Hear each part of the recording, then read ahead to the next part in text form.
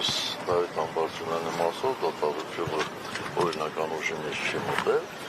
բնականաբար փաստաբանները ողջարկելու են եւ այդ ընթացքում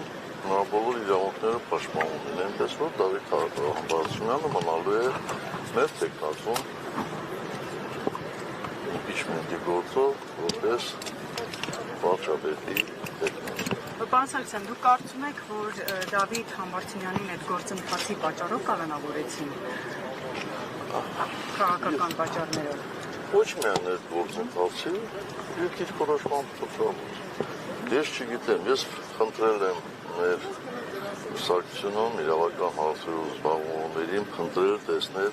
արդյոք այդ հոդվածով այդպիսի պատժաչափ երբևէ կիրառել է, դեռևս ինձ պատասխան չեն տվել, որ կիրառվել է թե չէ, շատ դաժան որոշում են ուղղակի կայացրել, այն պարզ պատճառով, որպեսզի համաներումը որևէ ազդեցություն չունենա։ Պարոն Սարգսյան, ընտրություններին ամիսներ է առնացել ընդհանրապես, մի քիչ կպատմեք ձեր պլանների մասին,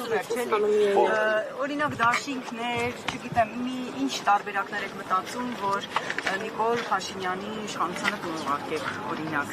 ինչ ռեալ գործընթացներ կան, օրինակ, ինչ պլաններ կան։ Մենք այլ պլան չունենք, քան impeachment-ի գործընթացը առաջ տանելը։